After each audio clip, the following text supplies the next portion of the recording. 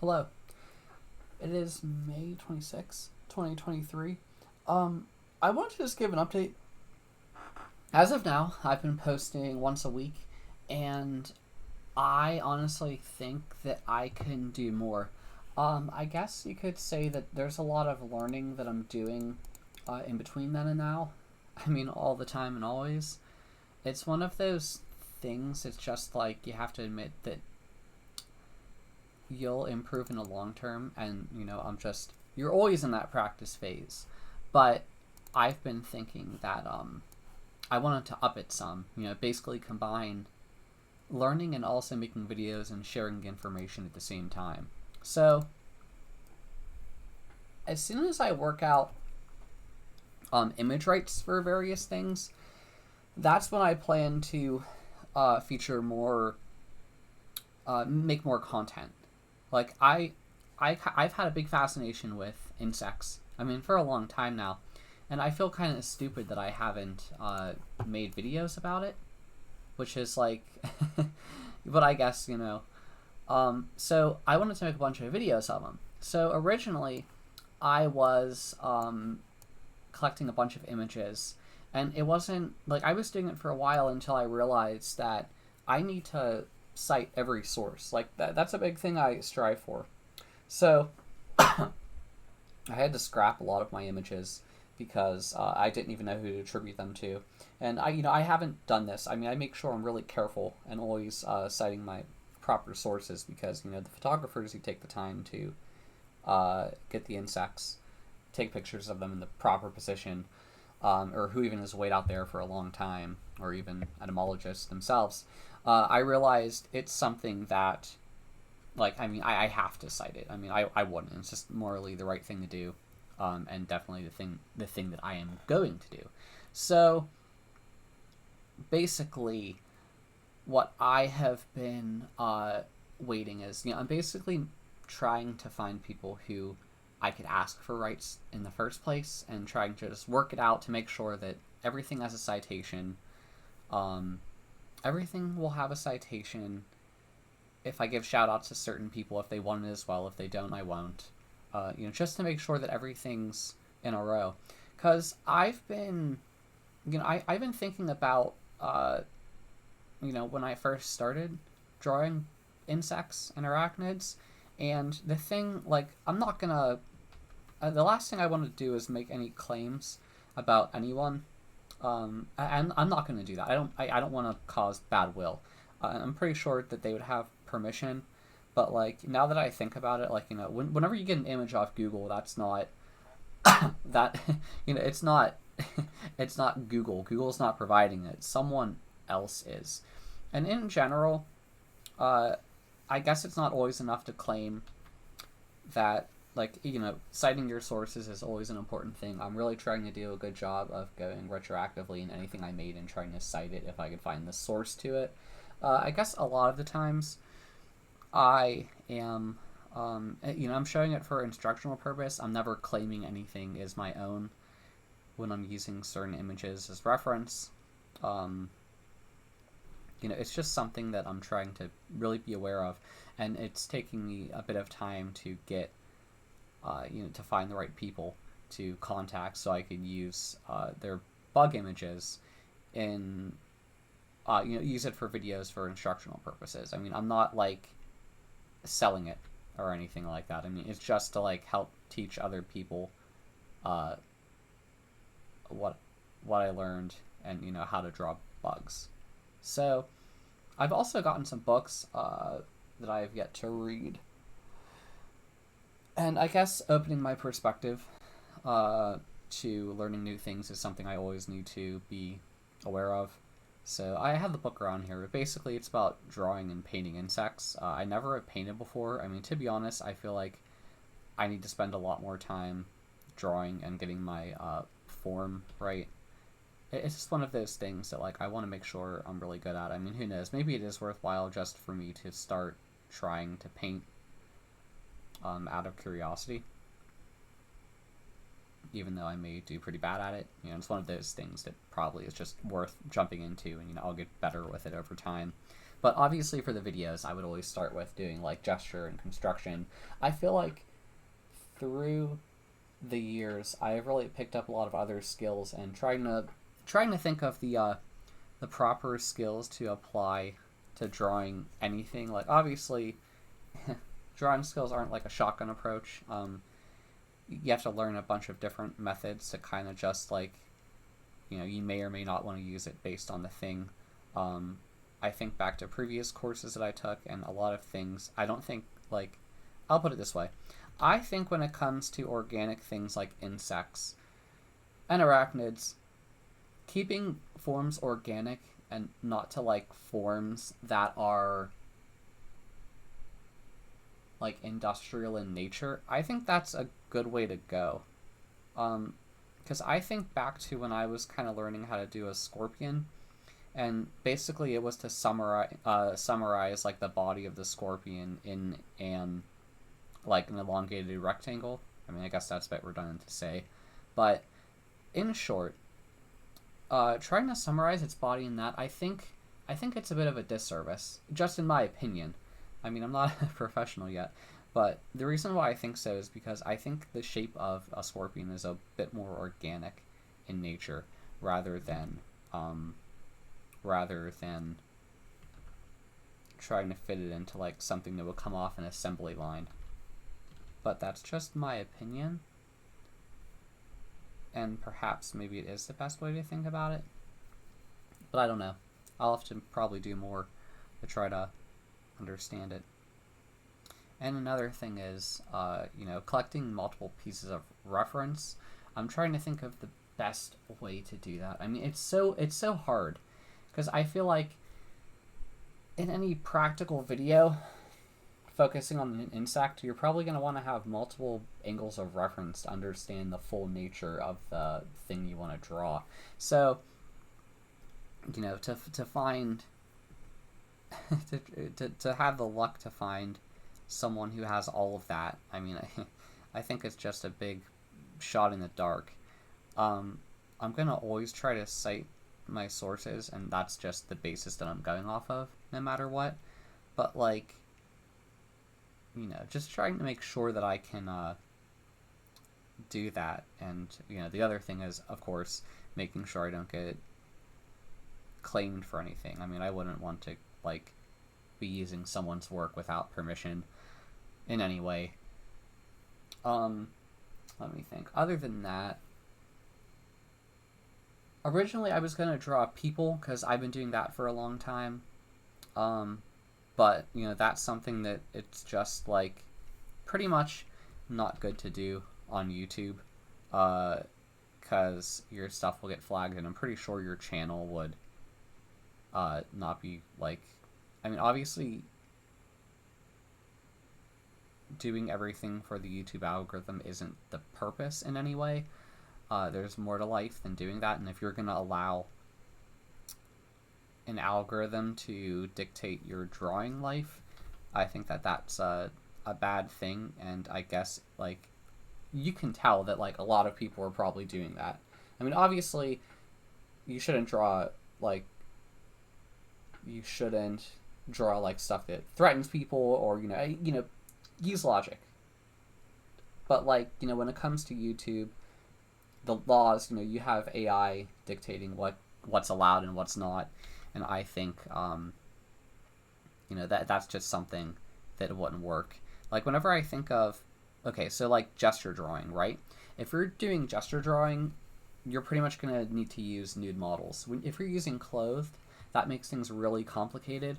I mean, you can get away with that, but more often than not, it's going to kind of stunt your growth to a certain extent.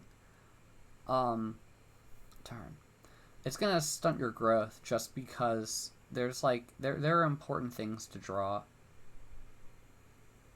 And, keeping it appropriate, of course. But, like, you're going to miss out on a lot of crucial stuff if you're doing it that way. And it's like, I think about where I learned to draw gesture was, like, pretty much from Proko videos, the course that I paid for. And when I think of it, his stuff, like, he didn't put a lot of his gesture drawing videos on YouTube, well, because there's nudity in it, so he couldn't. And it makes sense to me why he wouldn't, because it would hurt his channel. And his solution was to put it behind another paywall to do that. And I think that maybe in the future I may do that. But it gets so complicated because I don't know any models. So it's to have the image rights to allow to use it in instructional videos, and then if I was selling it, how would I do that? I mean, with Proko, he knew models to make deals with to do that. And I attempted to reach out to a lot of models myself because I was trying to think of a way, hey, maybe I can do that to share what I've learned. But the depressing thing, it didn't work out. People, even when I offered to throw money at people, not that I have a lot of money to throw around, but even when I offered to throw money at people, deals got far, but then they were like, I don't really want to do this. And I'm like, but I'm paying you. I mean, I was going to pay you. So it was, I guess, it took me down a rabbit hole of kind of learning about the whole process. So 1, you have to pay the photographer. 2, you pay the model. It's really grueling work to hold a pose. I didn't understand that. And the more that I looked into it, the more I kind of understand. I mean, I don't understand it because I haven't done it. But it's just, I mean, obviously, so you have to pay a lot. And it's okay, well, I'll save up money from work and keep it in a pot and in a reserve for that. Well, it still didn't work out. As much as I wanted it to, it just, I don't know, people weren't willing. I'm not sure. I can understand people people who do that may just want to be seen not by the world. So there's that, which I definitely understand. So my solution was to try to reach out to the same models that Proko used, but perhaps they're under contract or busy, so I wasn't able to contact them at all. So I don't know. It's always up there that I may do that in the future, because I feel like gesture drawing is so damn important to everything. And to have that effectively, to have that pretty much, I don't have any way to do that because of so many of these factors. YouTube, finding models who would be willing. I mean, it makes sense.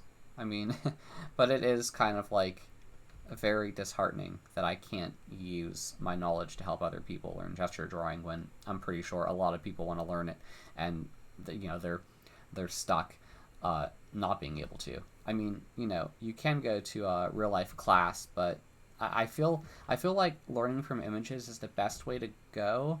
If you're gonna go into a class, there's a lot of rules to follow. I feel like you need to go to a lot of those classes as well, probably on a weekly basis. And it's just I feel like it's not feasible for a lot of people. I mean, maybe it is. I don't know. It's also pretty expensive, and there's also the factor of transportation. I mean, I'm not sure if you know, but where I am, gas is really expensive, and it's just to have to do that.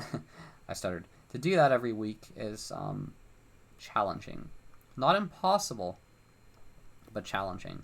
But I haven't reached out to do that yet. I probably should. There's probably a lot that I could learn, but I haven't learned yet if I were to do that. But I feel like for people who are starting out, the Proko gesture drawing course is a good way to do it, to go about it. But like I said, I feel like I have something to share regarding that it can help really teach people how to do it, and kind of my perspective on it. I mean, I'm no professional yet, but when it came to Proko, he went to a professional atelier. I'm probably saying that word wrong, but he went to a professional and studied that for years. I mean, that was his profession. So considering how I'm not a professional with it, I feel like maybe I could offer a beginner's perspective on it. And I feel like I could just offer such good tips, but that's kind of the catch-22 in which I can't share it because of YouTube, and I also don't have images for it. And it's if I would somehow miraculously do that, I would probably get throttled by the algorithm. We live in a weird state with that, because it's like I'm trying to be 100%. Like I only really use YouTube these days, and a big issue has been like with TikTok. People are, it doesn't seem like okay. So like for an example, when I upload a video to YouTube, it checks it for copyright information, and if you look at TikTok at all, it looks like people are posting copyrighted stuff all the time, and I've also heard it's a bit of a big issue with people posting other people's information and getting credit for it just because they have a larger following to it. So it's kind of like people are stealing content and using it for their own, not giving attribution credits. I mean, it's clearly a violation of copyright, but it kind of seems like TikTok isn't held to the same standard that everyone else is, and like however they get away with that, I don't know. I mean, if I'm pretty sure if anyone like would come to YouTube from TikTok, they'd be copyright stricken into oblivion. So that's kind of like the other issue. So a bit disheartening, but obviously I'm not going to go down I'm not going to go the way of stealing other people's information because that's just wrong. But I guess I'll do. I don't mean to say I guess I'll do it, but I'm gonna do it the honest way. So it may take me some time to get images of bug photos that I can make instructional videos for people.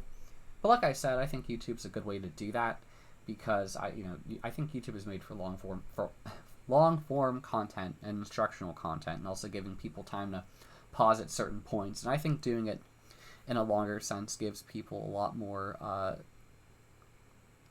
relaxation time to really absorb the material.